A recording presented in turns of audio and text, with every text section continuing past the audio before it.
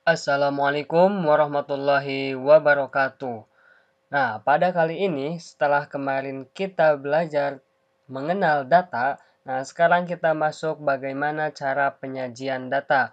Untuk yang pertama, kita akan pelajari bagaimana menyajikan data dalam bentuk tabel.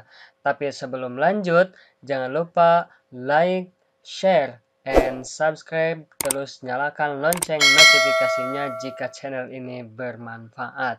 Oke, langsung saja ke pembahasan materinya. Nah, penyajian data dalam bentuk tabel ini ada 3 jenis tabel yang harus kita kuasai. Yang pertama adanya tabel baris kolom, kemudian yang kedua tabel kontingensi, kemudian yang ketiga adalah tabel distribusi frekuensi. Nah, sebelum kita bahas ke tabel kontingensi dan tabel distribusi frekuensi, kita bahas terlebih dahulu tabel baris kolom. Oke. Nah, tabel baris kolom ini artinya tabel yang terdiri dari beberapa baris dan satu kolom. Nah, di sini saya sudah sediakan tabelnya, tinggal kita isi dengan data-data yang sudah ada di contoh seperti ini. Nah, ini awalnya contohnya itu seperti ini. Kumpulan informasi ya. Menurut survei hasil panen padi di kota A tahun 2016 sampai 2020 berturut-turut adalah 40 ton, 43 ton, 48 ton, 42 ton, dan 45 ton. Dan ada juga pertanyaannya. Nah, data seperti ini masih agak sulit untuk dipahami ya, karena belum disusun ya. Kalau data seperti ini, ketika kita ditanya seperti ini, pada tahun berapa peningkatan hasil panen terbanyak, kita akan bingung ya, karena datanya belum tersusun secara sistematis. Nah, maka digunakanlah tabel seperti ini untuk menyusun data seperti ini. Langkah pertama, untuk tabel baris kolom ini, kita harus tahu dulu variabel data. Nah, variabel data dari contoh ini adalah adanya tahun ya, tahun. Kemudian setelah variabel data, kita harus tahu juga nilai data. Nah, nilai data itu yang angka-angkanya 40, 43, 48, 42, dan 45.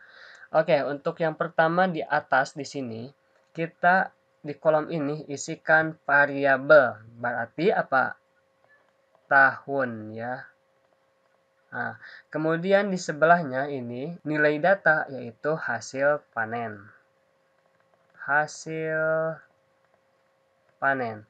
Nah, selanjutnya ini kan namanya tabel baris kolom, terdiri dari beberapa baris dan satu kolom. Nah, yang ini namanya baris. Ada berapa baris? 1, 2, 3, 4, 5. Sedangkan kolom yang mana? Nah, kolomnya itu yang ini. Nah, ini kolom. Hanya ada satu kolom ya. Kalau untuk tahun ini tidak termasuk ke dalam kolom karena merupakan variabel ya. Nah, tahun ini namanya variabel. Oke, ini variabel 1. Nah, kalau di baris kolom ini variabelnya cuma satu ya. Kalau di kontingensi nanti kita perlihatkan. Nah, selanjutnya kita isikan data-datanya. Nah, untuk variabel ini memiliki beberapa kategori. Biasanya variabel itu ada kategori-kategorinya. Untuk variabel 1 ini kategori yang pertama yaitu ini. Nah, 2016, kemudian kategori kedua 2017, yang ketiga 2018, kategori keempat 2019, dan kategori kelima 2020. Nah, ini namanya kategori ya.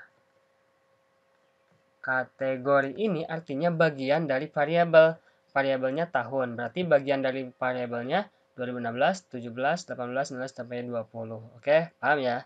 Nah, selanjutnya di kolom ini kita isikan hasil panen atau nilai data.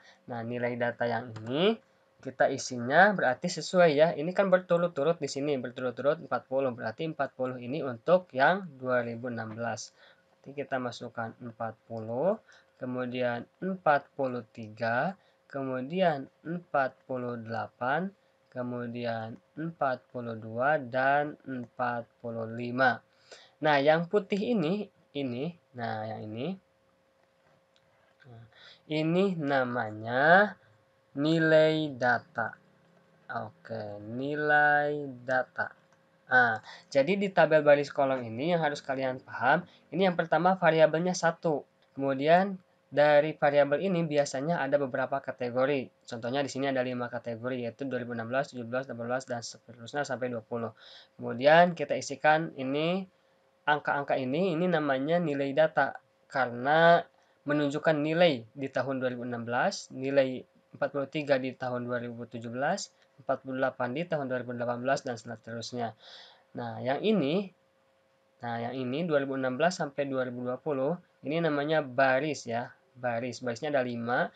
Kemudian kolomnya ini yang ini aja, cuman dinilai datanya saja ini yang dimasukkan ke dalam kolom ya. Jadi tabel baris kolom ini seperti tadi saya bilang beberapa baris dan satu kolom ya. Oke, setelah ini datanya sudah masuk semua ke sini ke tabel baris kolom. Nah, berarti kita gampang nih sekarang kalau mau mengisi pertanyaan yang ada di sini. Pertanyaan yang pertama, pada tahun berapa peningkatan hasil panen terbanyak? Kalian tinggal lihat aja di nilai data, berarti di yang putih ini ya. Kira-kira yang meningkat paling gede yang mana? 40 ke 43 berapa tingkatnya? 3. 43 ke 48 ini 5. 48 ke 42 ini minus berapa? 6. Kemudian 42 ke 45 ini 3. Nah, yang meningkat paling gede yang mana? Yang ini dong, 43 ke 48. Jadi jawabannya adalah 2018 karena 48 ini meningkat ya dari tahun sebelumnya sebanyak 5 ton. Berarti tahun 2012 ini adalah peningkatan hasil panen terbanyak. Oke, ini 2018. Selanjutnya, pada tahun berapa hasil panen mengalami penurunan? Nah, yang turun itu berarti yang minus. Tadi yang mana? Oke, ini. Min 6 dari 48 ke 42. Oh, berarti di tahun 2019 mengalami penurunan sebanyak 6 ton dari tahun sebelumnya. Oke, itu untuk tabel baris kolom. Dan kita lanjutkan ke tabel kontingensi.